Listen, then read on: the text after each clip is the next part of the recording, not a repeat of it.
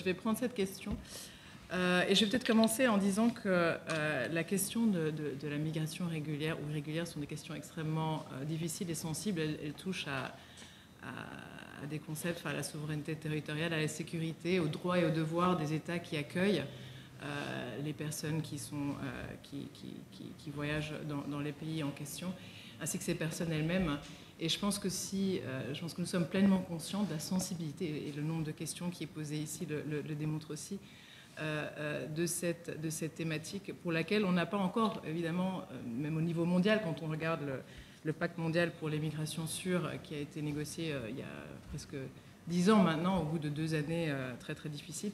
Je pense qu'il n'y a pas de solution miracle, mais je pense que ce qui est important à dire ici aujourd'hui, c'est que nous sommes bien conscients que les relations et le partenariat qui nous lie au Sénégal, ici en l'occurrence, il est aussi basé évidemment sur des liens interpersonnels et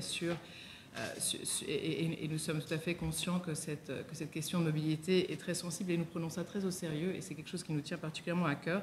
D'ailleurs, l'Europe continue à favoriser la circulation des acteurs de la relation, du partenariat entre l'Europe, les États membres de l'Union européenne et le Sénégal dans tous les domaines d'activité qui lient nos pays et nos économies, que ce soit dans l'agriculture, l'élevage, le domaine économique, scientifique, culturel, sportif, universitaire, etc. Nous sommes aussi pleinement conscients et très sensibilisés et attentifs au maintien des liens qui unissent des familles sénégalaises et européennes ici et en Europe.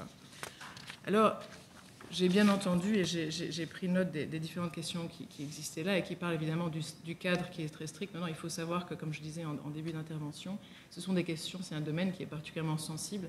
Et quand on parle d'un visa pour l'Europe, on parle en fait d'un visa pour l'espace Schengen, qui est un espace qui recouvre près de 5 millions de kilomètres carrés, 29 pays, dont 25 États membres de l'Union européenne, et qui exige un cadre régulatoire assez clair pour justement éviter tous les abus dont parlait l'ambassadeur Pisani un peu plus tôt. Il ne faut pas oublier qu'en fait, pour nous aussi, une des lignes directrices, c'est justement de lutter contre l'immigration irrégulière, que ce soit vers l'Europe ou ailleurs, qui est une porte d'entrée et qui aboutit malheureusement bien trop souvent à la traite des êtres humains et à des situations qui sont encore plus difficiles. Maintenant, comment est-ce qu'on fait ça ? On travaille justement à la prévention, comme expliquait l'ambassadeur Pisani, mais on offre aussi des canaux d'accès à une mobilité régulière aux personnes qui remplissent les conditions d'obtention d'un visa. On a parlé de la mobilité circulaire, on a toute une série de programmes de bourses, etc., qui sont offerts par toute une série d'États membres. Et puis, il y a la question des visas, qui, en fait, est régulée de manière très, très claire et qui vient en complément à toute une série d'autres initiatives donc, de mobilité qui existent entre l'Union européenne, ses États membres et le Sénégal. Alors, je voudrais juste, parce qu'on a aussi parlé des statistiques, revenir avec quelques statistiques. Il faut savoir que, bon, moi, malheureusement, j'ai juste les données de 2022, mais il faut savoir qu'en 2023, c'était plus. On a eu près de 30 000 nouveaux titres de séjour accordés délivrés par des États membres de l'Union européenne à des ressortissants sénégalais. C'est plus que les 3 années précédentes, mais c'est moins sans doute qu'en 2023. De même, chaque année, les services consulaires des États membres de l'espace Schengen au Sénégal ont livré, en tout cas, de nouveau, on est sur 2022, 30 000 visas de court séjour à des ressortissants sénégalais. Alors moi, je peux juste parler pour mon pays, parce que c'est des statistiques que je connais, mais il faut savoir que ces statistiques, depuis, on va dire, la résorption de la pandémie Covid, elles prennent en moyenne 30% par an. Donc si on est à 30 000 visas en 2022, voilà, en tout cas du côté de la Belgique, notre quote-part augmente en moyenne de 30% chaque année. Évidemment, ce sont des statistiques et des questions qui nous mettent sous une très très grosse pression, en tout cas mettent nos services consulaires sous une très très grosse pression, et nous sommes conscients et nous sommes très sensibilisés aux difficultés qui existent pour obtenir un rendez-vous. Alors je pense qu'il y a 2 choses qu'il faut distinguer. Il faut distinguer la question de la prise de rendez-vous qui intervient quand un opérateur externe est mandatée, et la gestion des dossiers. Alors en général, nous avons la gestion des dossiers, donc à partir du moment où le rendez-vous est pris et où le candidat ou la personne qui demande un visa le dossier a été ouvert, elle est relativement rapide. Maintenant, la difficulté, et ça je l'entends bien, elle est dans la prise de rendez-vous, et nous en sommes tout à fait conscients au niveau des ambassades Schengen ici présentes.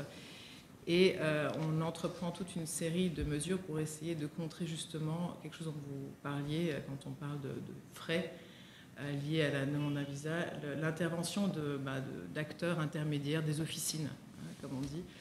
Alors je profite du moment que j'ai ici de ma prise de parole pour vraiment mettre l'accent sur le fait que nous sommes mis en difficulté par justement l'intervention de ce type d'acteurs tiers, parce que ce sont des acteurs avec lesquels nous n'avons absolument aucune relation, mais qui soumettent des dossiers qui accaparent et captent les rendez-vous pour les demandes tout à fait régulières, et donc en fait prennent la place de demandeurs lambda tout à fait justifiés, et qui demandent pour ça c'est un business, quoi. Enfin, je veux dire, je vais être un peu...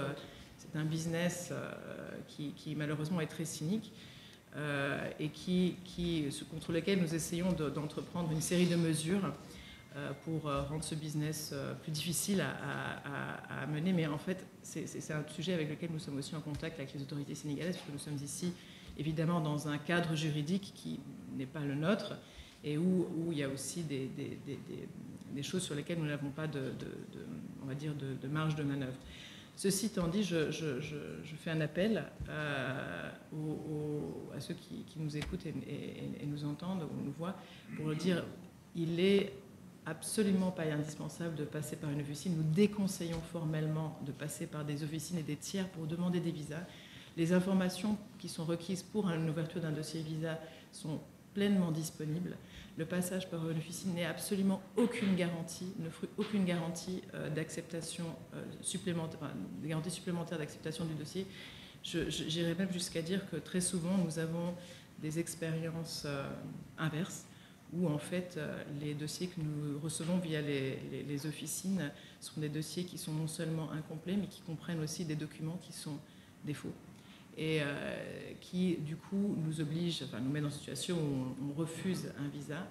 Et je prends un petit peu de temps pour parler de ça, parce que c'est une injustice énorme que de créer un business sur, on va dire, l'espoir et la volonté de personnes de partir en vacances ou pour d'autres raisons en Europe, et en fait de soumettre un dossier dans lequel il y a des éléments qui, par définition, soumettre un dossier à prix fort, et soumettre des dossiers souvent avec des éléments qui sont des éléments qui nous obligent donc à faire des refus, et c'est des refus qui sont enregistrés, qui sont actés.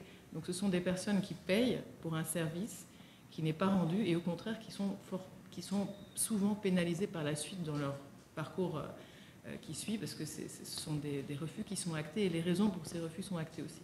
Donc c'est vraiment, je voudrais vraiment on essaie de communiquer aussi ouvertement que possible là-dessus, pour encourager les demandeurs de visa de ne pas passer par ce type d'acteurs tiers, parce que c'est vraiment quelque chose qui n'offre aucune garantie. Au contraire, c'est très problématique aussi pour nous.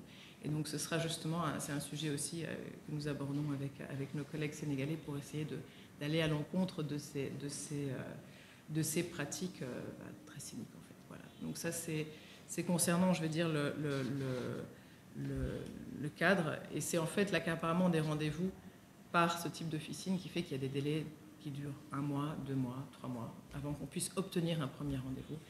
Donc on est un petit peu voilà, c'est quelque chose qui nous met aussi en difficulté à ce niveau-là. Voilà. Je me retourne vers toi. Je ne sais pas si...